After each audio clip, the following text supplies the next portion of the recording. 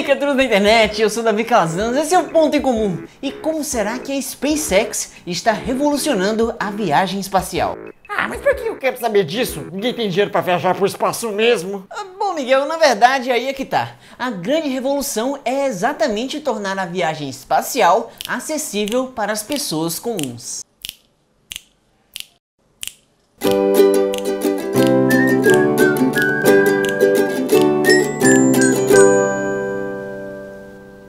Antes de tudo, caso você não saiba, a SpaceX é uma empresa de exploração espacial fundada pelo bilionário Elon Musk em 2002, com a missão nada fácil de colonizar Marte. Segundo o próprio Musk, pelo menos num futuro próximo, não há como se melhorar muito a exploração espacial. Não tem como irmos muito mais rápido e a conveniência e o conforto vão ser basicamente os mesmos. Ou seja, os custos são a principal maneira de se medir o avanço tecnológico na área. Devemos esperar ver tecnologias que tornem o custo do espaço cada vez mais baixo. Porém, até pouco tempo não foi bem isso que nós vimos. O preço até que tem diminuído, porém, uma taxa muito vagarosa. Agora, por que será isso? Musk acredita que existem duas razões principais para essa lentidão. Primeiramente, é porque o mercado aeroespacial é dominado por companhias grandes. E grandes companhias são avessas a risco. Isso faz com que as mudanças aconteçam em um passo um pouco mais lento. Por isso, ainda há peças sendo utilizadas hoje que foram fabricadas na década de 60. Segundamente, não há integração vertical suficiente. E uma baixa integração vertical seria quando uma empresa produz uma pequena parte dos componentes do seu produto final. Muitas delas precisam de outras companhias para fornecer, por exemplo, motores, fuselagem ou até o software e etc. E muitas vezes companhias de motores, por exemplo, também não possuem uma boa integração vertical e precisam de outros componentes de outras empresas. E essas outras podem também precisar de outras, e assim por diante. Cada camada de companhias é custosa para o produto final, pois cada uma vai querer ganhar um certo lucro do processo de produção. Mas foi aí que surgiu a SpaceX e mudou o jogo. A SpaceX não só tem uma grande coragem para investir em projetos arriscados, como também possui uma alta integração vertical. Ou seja, quase tudo dos seus foguetes é fabricado por ela mesma. E assim, não há nada mais de equipamentos antigos ou caros. Tudo é novo e o mais barato possível. Porém, não é só fazendo melhor o que os outros já fazem que a SpaceX iria conseguir fazer uma revolução. Ela precisaria inovar de uma maneira mais radical. E foi aí que surgiu a ideia da reutilização de foguetes. Na verdade, esse conceito não é nada novo. E inclusive, já foi posto na prática pelo ônibus espacial da NASA.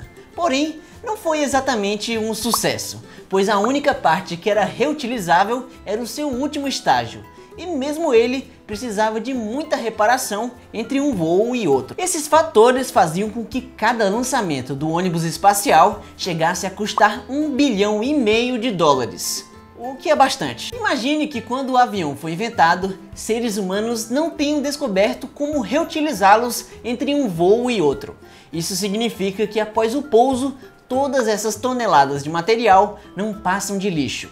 Ou mesmo que dê para recuperar algo, ele precisa de tanto reparo que tem que ser quase que inteiramente reconstruído. Em um cenário desses, o custo de uma viagem aérea seria a soma do valor do combustível, da tripulação e de um avião inteiro.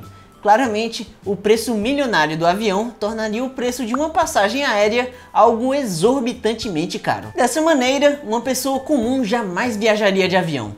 Nem sequer passaria isso na cabeça dela. Inclusive, nem mesmo milionários estariam cogitando comprar uma passagem. Quem sabe para eles, isso seria no máximo algo para se fazer uma vez na vida. Talvez pessoas com algumas dezenas de bilhões no bolso é que seriam os passageiros mais comuns. Bom, a aviação não sofre com esse problema, mas a exploração espacial sim. Cada foguete é caríssimo e é simplesmente jogado fora após o primeiro uso. E vamos agora saber como é possível reutilizar um foguete com eles, os Hugobertos. Para conseguir reutilizar um foguete, é necessário que os seus estágios pousem com sutileza no chão, ao invés de simplesmente cair feito um saco de batata. E para pousar, existem 3 opções. A primeira delas é a maneira fácil, que é usando paraquedas, o que pode funcionar sem muitos problemas aqui na Terra. Mas qualquer outro lugar que não tenha atmosfera o suficiente, como a Lua ou Marte, esse método simplesmente não funciona. A segunda maneira é de dificuldade intermediária, que é usando-se asas, assim como um ônibus espacial.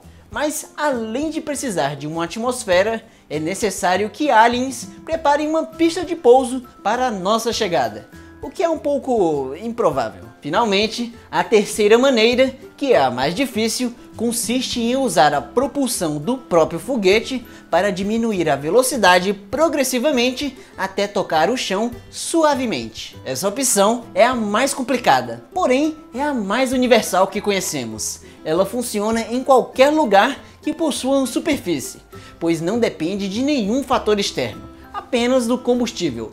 Além de que assim é causado menos dano de uso. E foi desse jeito que a SpaceX escolheu trabalhar. Valeu, Roberts! Até o momento da escrita do roteiro desse vídeo, a SpaceX conseguiu pousar diversos primeiros estágios de seus foguetes, que é a parte mais pesada e mais cara de todo o equipamento.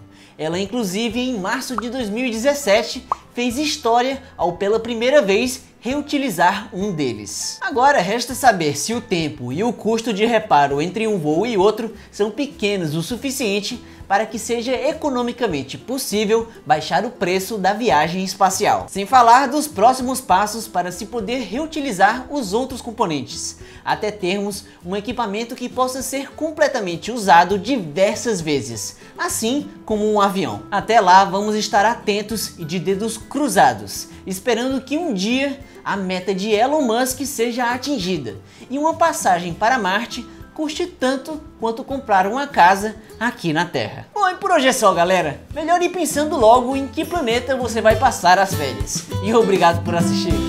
Para mais assuntos recicláveis, se inscreva no canal. Chegou mais uma semana com uma nova pergunta para vocês usarem a criatividade, que dessa vez é: o que você faria em um voo sem internet para Marte durante alguns meses? Responda já aqui nos comentários. As melhores aparecerão no próximo episódio. E agora vão as respostas mais criativas do vídeo anterior. E até a próxima semana.